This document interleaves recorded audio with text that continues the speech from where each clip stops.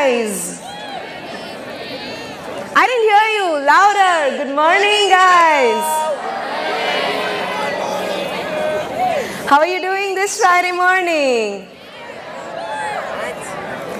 How are you doing this Friday morning? Well, I can presume it's bad. That's what you said. Of course, right? It's Friday morning after a week long of tests and homeworks and all those things that you have behind you. You've been practically dragged to this squad to listen to something as cliched as anti-bullying and self-image. You guys cannot be good, can you? Well, I'm just kidding. Even if you're not good, I'm going to make sure that after this speech, you are going to be good. So let's start with this little anecdote from my childhood. Ever since I was a child, I had this really crazy, weird fantasy. And that was scaring people. And the way I look supported me to no ends. You know why? Watch me out.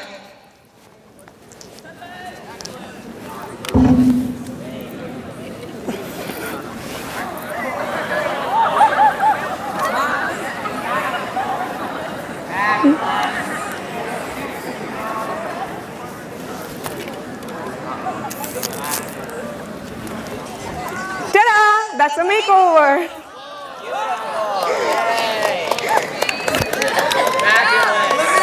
That's exactly how I looked as a child.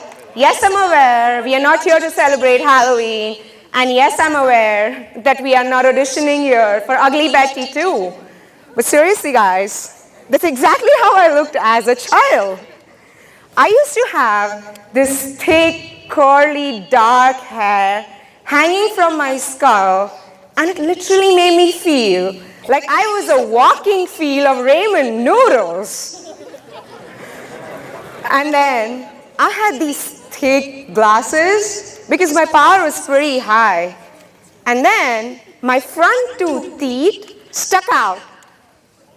Yes, I'm Bugs Bunny. And then, to top this off, I was poor. My parents barely had money to give us food or even give us good clothes. Being poor, ugly, dark is a far more dangerous combination than a ticking live bomb. And take it in written from me. Well, that's not how my parents saw me. In their eyes, I was the forerunner of Miss America competition. On a serious note, my parents loved me. They encouraged me. They told me that it didn't matter how you looked. It didn't matter what your hair was like. It didn't matter what people said about you. There were just two things that mattered. And those two were, one, the truest potential that you had buried deep within you. The potential that would help you to grow up and be someone in life. And two, the kind of person you are from within. As much as I wanted to believe them, I didn't. How could I? At 16, do you even care you want to be a doctor or a janitor? Well, I didn't. All I cared about was being accepted by the society. All I cared about was being accepted by the cool gang of the school. Every time my friend Elizabeth would walk by, I would think, I was as beautiful as she was. Every time Emma would walk by with her long shampoo-like hair swirling them, I would be thinking, I wish I had hair like her. Every time Rachel would walk up from your test 10 minutes early and still get an A+, I would think, I wish I was as smart as she was. I had a laundry list of things I wish I could be this, and I wish I could be that. I wish I could be this, and I wish I could be that. Basically, a list of things that I wanted to be, and I could never ever be, and I knew that as a matter of fact. And then, something happened, and it really changed me. I used to play volleyball on a national level, and one day, after finishing my practice, I was in the restroom washing my face. These three absolutely spectacular, beautiful girls walked in the restroom. One of them pulled my glasses across from my face. She looked me in the eye and said, "Rima, you are the ugliest girl I know of. The ugliest. If I took a piece of coal, that would be lighter than your skin. And these glasses, they are totally awful." And she tossed them right across the floor. Well, I'm not going to toss these, I need them. But yeah, at that point in time, I found myself thinking, I love to play out and in the open. I love to run in the fields and around the ground. Was it wrong to make rounds of the ground because the sun would tan me? Because I wasn't born dark. I wore those thick glasses because the thinner frames cost a lot more money, and my parents couldn't afford it. Was it wrong to wear glasses so that I could see better? Soon, I started believing everything that everyone had to say about me. I started believing that I was dumb and stupid and ugly and I could get nowhere in life. And then this phenomena happened.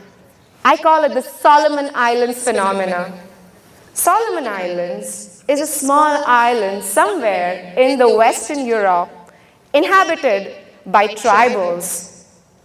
When those tribals have to cut down trees to make way of fields, they don't actually go with an axe and chop it off. Instead, they go in a conglomeration and stand in circles. Hundreds and thousands and thousands and thousands of these tribals, they stand in concentric circles and hurl curses at the tree. They hurl abuses at the tree. Sooner but surely, the tree begins to wither away. It begins to fall apart. And that's exactly what happened to me. I began to fall apart, piece by piece, bit by bit. I shut out every single person from my life. My parents, my loved ones, my best friends. I wouldn't talk to them. I actually felt like I was walking through this eternal tunnel that was dark and bleak and hopeless. I didn't know if the tunnel was ever going to end. And I didn't even know if it did, there would be light at the other end. All I would do was shut the door on my parents' face and cry all night long for days at an end. Practically, I was battling depression.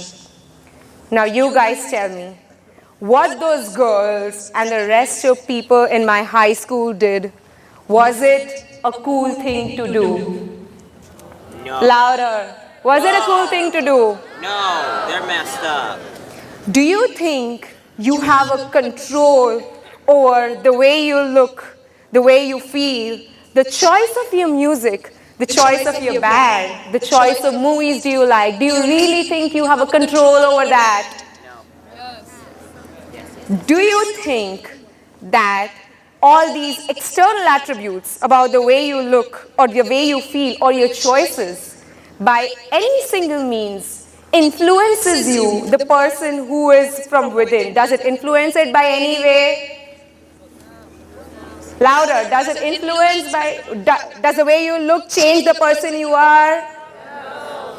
So you guys are telling me that you don't have a control over the way you look and the things you like. And you guys are telling me that it doesn't matter, that these external attributes by no way contribute to the person you are. Then why do we bully people? Why do we pick on someone for something that they have no control over? Statistics show that 98% of you at one point in their life or other have made fun of others or have been made fun of. But next time, when you pick on someone, just take a step back and step in that person's shoe. The boy you just abused might be someone who's been abused day and night by his parents, by his foster parents, by all the people in his community. The girl you call fat might practically be starving herself to death. The person you picked on in the hallway might be the person who was contemplating suicide second after second, and what you are doing is just pushing him down that valley and forcing him to take an extreme step as suicide. So think about it, guys. If you can't make people feel good about themselves, what does it have to say about you as people?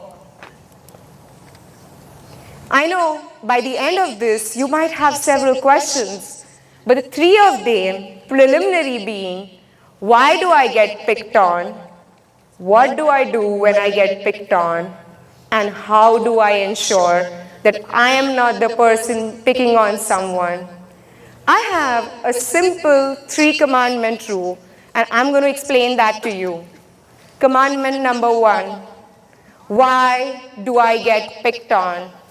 Well, you get picked on because you are amazing. I'm not kidding, and I can prove it to you. I need 2 volunteers. 2 volunteers? Yes? Yes, come on in. Oh, okay, we have 3, no problem.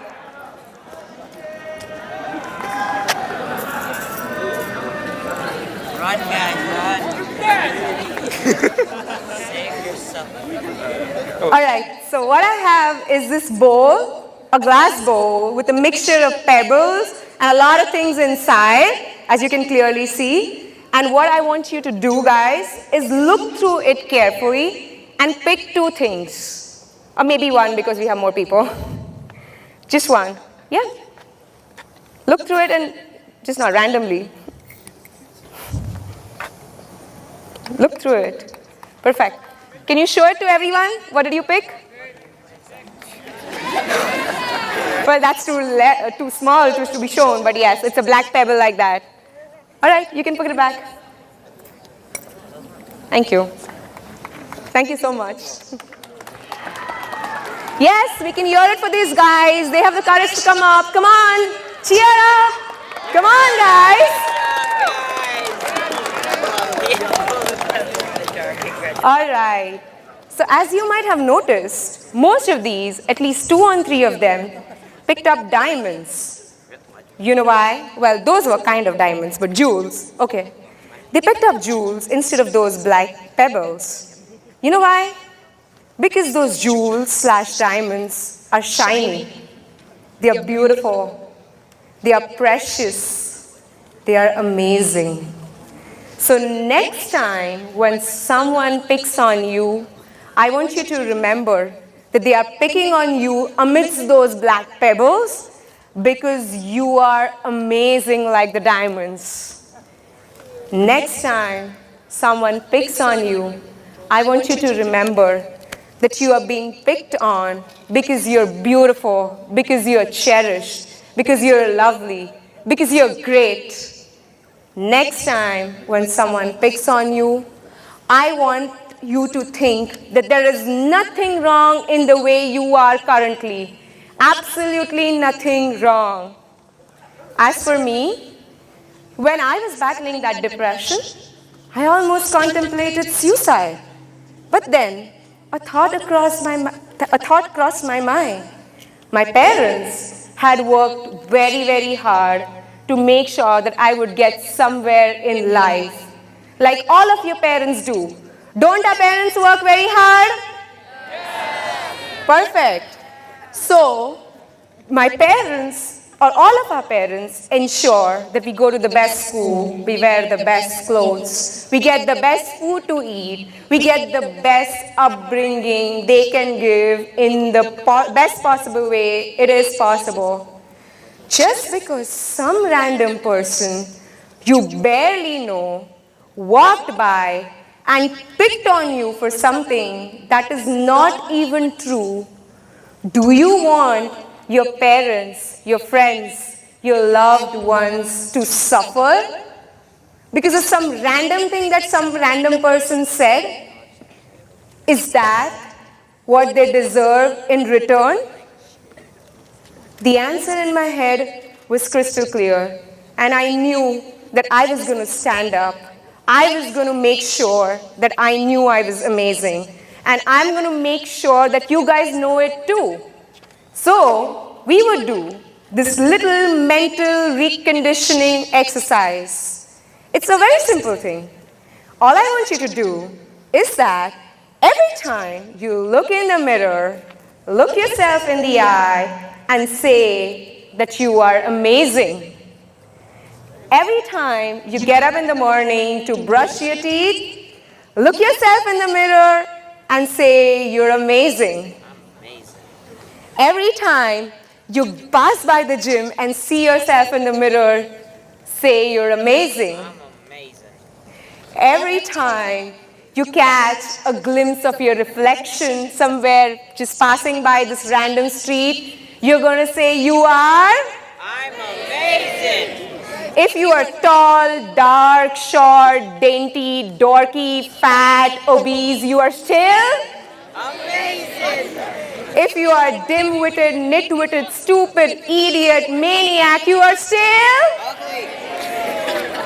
If someone picks on you, someone tells you you're stupid, someone tells you you can't get anywhere in life, you deserve nothing, you're lunatic, you're mad, you're crazy, you're foolish, you're still?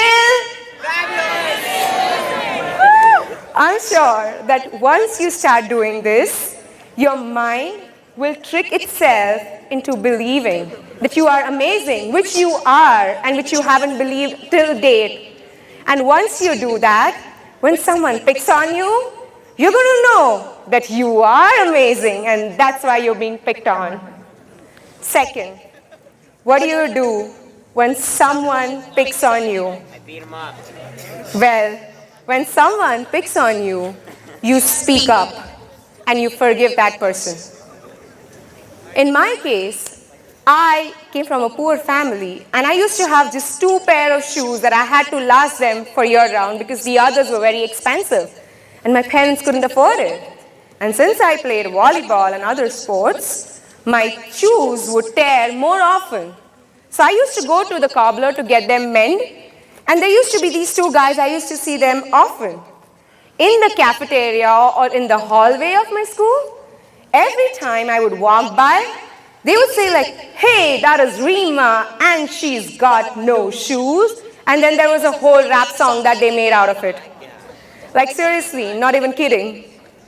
And for the longest time, I pretended that I didn't care. I pretended that it didn't matter. But the inside, I used to cry. And then, on one fine day, I walked up to them and I asked them, why do you do that? And they go like, what do you mean by we do that? What do you mean by that? And I said, why do you bully me? Why do you say those things? I forgive you, but please do not say those things. And they go like, we say those things because it's a lot of fun to us. Does it hurt you? I could have said a yes, or I could have said a no. But I said a yes. Because believe me, saying that someone or something someone else said hurts you requires a tremendous amount of courage. Exposing that you're weak, you're vulnerable, requires more courage. And it requires far more courage than bullying someone. I can bully you. I can just call one of you from the audience or some person and I can bully you. I can bully you for your hair, your eyes, your nose, your teeth, your choice of music, your bands. That is very easy. You know what is easy? What is difficult? To actually apologize to the person that you bullied. What is more difficult is to stand up for yourself and speak and forgive that person. And what is the most difficult out of all of this is that if you do not have the courage to stand up, go and consult an adult. It could be your parent, your counselor, your older sibling, but have them intervene. And third, what do I do to ensure that I am never the person who's bullying anyone? Do you know why do we keep fingerprints for records instead of anything else? Anyone? Correct. She said that everyone's different. Now, on this earth, the latest statistics show that there are 7.1 billion people living, which means that we have 7.1 different sets of fingerprints. When two people cannot even share a fingerprint, how do you expect that two people raised in different surroundings, in different culture, by a different set of parents would be similar? How can you expect that any person you come across is going to be like you? So what I want you to remember is that next time you see a person who is different from you, next time you see a person who is differently able, instead of making fun or poking fun at that person, respect the difference.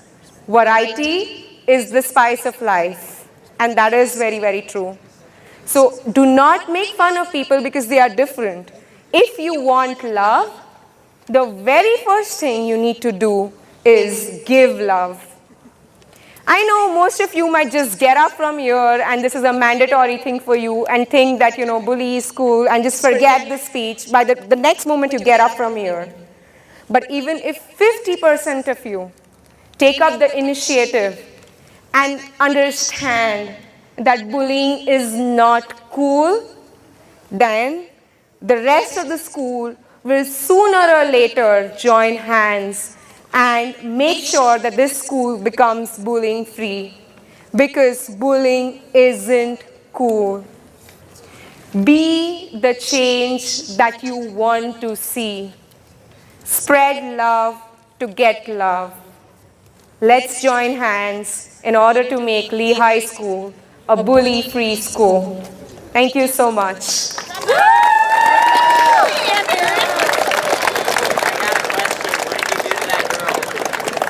I spoke. Okay, and now we have some time for questions. So I can take some questions up. You have, yeah. What did you do to the girl? Which girl? The one who? The one who took your glasses. I spoke up for myself and I told her that it hurt me. And then when she didn't listen, I had my mom complain to the principal and she was expelled. Oh. You don't bully people. Yes? We have two hands here.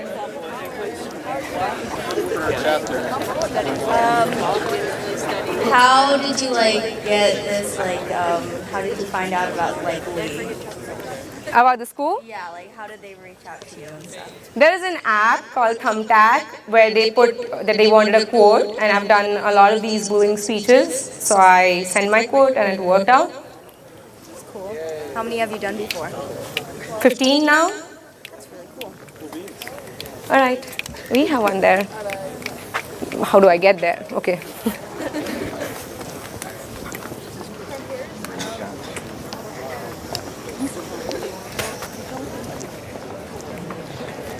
Yes. You go. After him.